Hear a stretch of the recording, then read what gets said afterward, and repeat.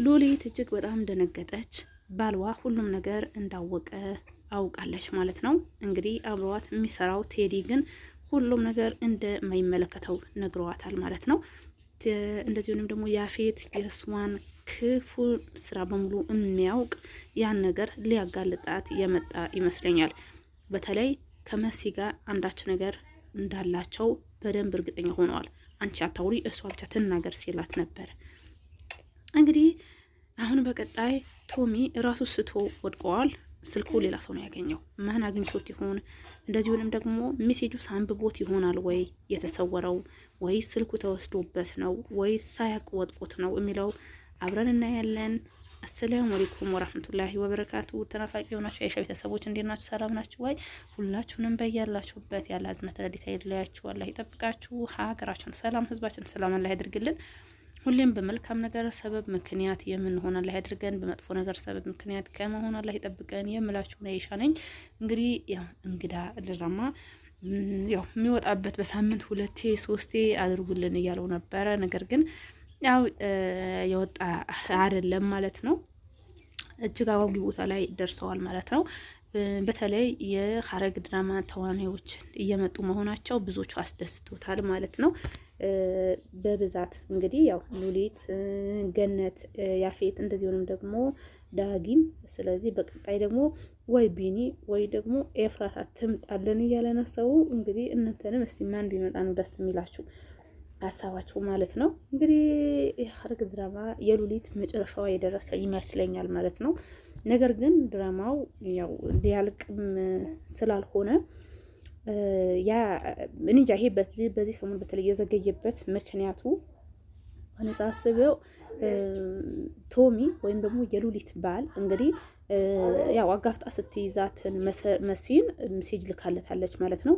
እኔ ደግሞ የላከችለት ሜሴጅ የወንድሙ ሞት የሚነግር እሷን እንደገደለችው እንደዚሁንም ደግሞ እሱ ልትገለው እንደነበረና ያ ነገር ልታጋፍጣት እንደሆነም ይሄ ረሳች የሚለው ጨዋታ እንደተጫወተች እሷን ጥላት እንደሆነ ሁሉም ነገር የጻፈችለት ነው የሚመስለኝ። ለምን ስትጽፍ ረዥም ጽሁፍ ነበር ስትጽፍ የነበረው ማለት ነው። ያ ሜሴጅ እሱ አይቶ ይመስለኛል ቶሚ እንግዲህ ስልኩ ወድቆ የተገኘው ማለት ነው። ስልኩ ወድቆ ተገኘ። ለምን ያፌት ሲደውልለት ስልኩ ወድቆ ነው ያገኘሁት፣ ከፈለኩ ውሰድ፣ ከፈለክም ያገኘሁበት ቦታ ጥለዋለሁ ብሎታል። ሌባ ዘርፎት አይመስለኝም። እንግዲህ ስልኩ ወድቆ መልካም ሰው እጅ ቢገባ ነው እንደዚህ ያው አገኘሁት ብሎ በስነ ስርዓት ያወራው። ይሄ ደግሞ ቶሚ ራሱ ስልኩን እኔ ወይ ሳያየው የወደቀው ወይ ደግሞ ኪስ ውስጥ ያለ መስሎት ወይ ደግሞ በመንገድ የሆነ ነገር ገጥሞት ይመስለኛል። ነገር ግን ሜሴጁ አይቶት የሚስቱ ክፋት የሚስቱ መጥፎነት ሁሉም አይቶ ከሆነ ስልኩ የወደቀው እጅግ በጣም አሪፍ ነው። ይሄም ባይሆን እንኳን የት ነው የተገኘበት ቦታ ምናምን መጥቼ እኔ ወስዋለሁ ብሎ ያፌት ጠይቀዋል ማለት ነው የስልኩ። እዚህ ጋር ግን ያፌት ቢሄድ ራሱ እጅግ በጣም አሪፍ ነው። እንግዲህ ሉሊት ያ አብሯት የሚሰራው ጋር ደውላለታለች። ምንድነው እየሆነ ያለው ምናምን ስትለው ራስሽ ብቻ ፍሪ እንጂ ምን የሚያደርግ ነገር የለም አልሰማሽም ምናምን ነገር ብለዋታል። እሱ ራሱ ስለሚወዳት በፊት ፍቅረኛው ስለነበረች ነው ማንኛውም ነገር እናድርግ ስትለው እሺ ሚላት እንጂ እሱ ክፉ ሆኖ አይመስለኝም ማለት ነው። ያ አብሯት የሚሰራለች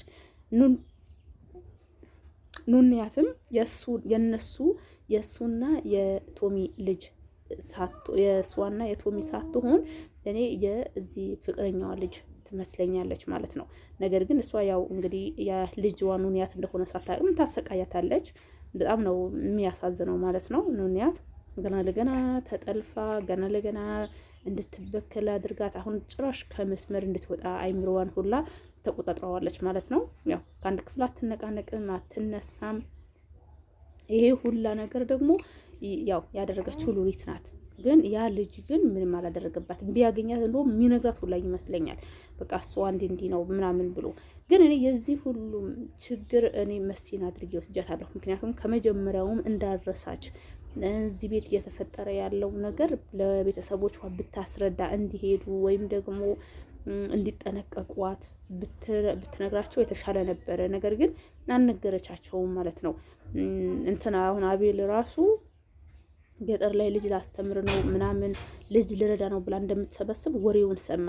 እሱ ምን ነው አልጋዋ ጀርባ ላይ ካሜራ ወይም ደግሞ ድምፅ ቅጂ ነገር አስቀምጦባታል ማለት ነው። ጠርጥሯታል። ያለ ምንድን ነው የወጣች ቀን ራሱ ሴት ስትጻጻፍ እንደዚህ እያኔ በቃ እንደ ኖርማል ተራ ነገር እንደላከሻት ስለተረዳ ነው ማለት ነው። እና በአጠቃላይ ያው መሲ ብትነግራት አሁን ያለችበት ደረጃ አትደርስም ነበረ ማለት ነው። በጣም ደግሞ የሚገርመው እንግዲህ እቺ አሁን ኑንያት እንግዲህ ሁለቱም የቶሚም ልጅ እንደዚህ ወይም ደግሞ አቤላን ይወደዋታል ማለት ነው። እሷ ግን ይመስለኛል የምትወደው የቶሚ ልጅ ወይም ደግሞ እነሱ ጋር ከውጭ የመጣው ልጅ እሱ ነው የምትወደው ማለት ነው። ያለ ምንድን ነው አላውቅም። ያው ከዚህ በፊት ምረፍት በመጣችበት ሰዓት አብሮ በሚቆዩ ሰዓት የተዋወቁ ይመስለኛል። ያው አባትየው ቶሚ እንኳን የልጁ እንድትሆን ተመኝቶም ነበረ። የነገረቻትም መስሎታል ለእናትየው በተለይ ሉሊት እኔ ነግሬያታለሁ ስትለው ማለት ነው። ነገር ግን ትልቅ የሚያሳዝነው አቤል እንዴት ነው ይሄ ነገርን ያው መቋቋም የሚችለው ማለት ነው። እንግዲህ ያው ልጁ ከውጭ ነው የመጣው። በተደጋጋሚ ለእሷ ተጨንቆ አስቦ እሷ ክፍል ሲሄድ ለእሷ እንደዚህ ሲሆን አቤላ በጣም የሚናደድ ይመስለኛል ማለት ነው። እሱ በጣም ነው እንግዲህ የሚያፈቅራት። ህልምሽ የምትፈልጊውን አሳካልሻለሁ ያለ የምትጽፍበት ደብተርዋ ራሱ ወስዶ ያው ያነበበ ነበረ ማለት ነው። በአጠቃላይ እንግዲህ እጅግ አጓጊ ነገር ላይ ነው እንትን ብሎ እያሄደው ማለት ነው። ሌላው እንግዲህ የመሲ አሁን መጋለጥ ያው ጥሩ ነው፣ ግን የሆነ የታወቀበት መንገዱ የሚያስጠላ ቢሆንም ጓደኛው እንግዲህ ያ ወንድሟ ለመተዋወቅ ብላ ነበረ የሌላ ያለ ነገር ቀባጣ የነገረችው።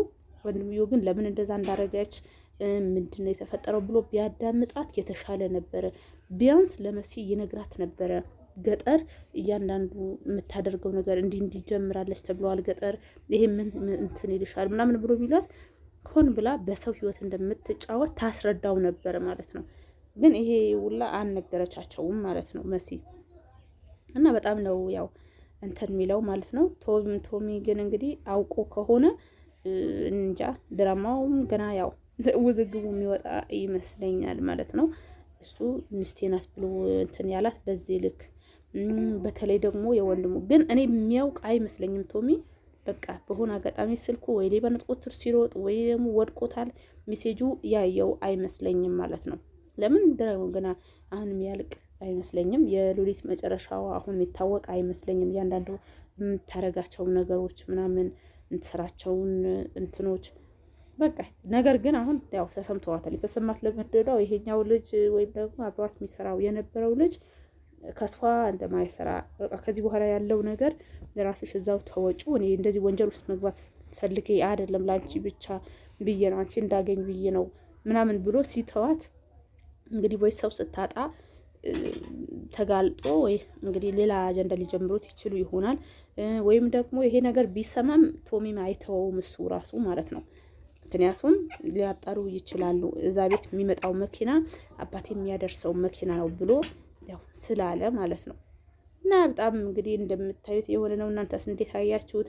በቀጣይ እንግዲህ ያው ኤፍራታም ልትመጣ ትችላለች ወይ ደግሞ ቢኒም በቃ የሀረግ ድራማ እንዳለ የሚሰሩት የነበሩ ሊመጡ ይችላሉ።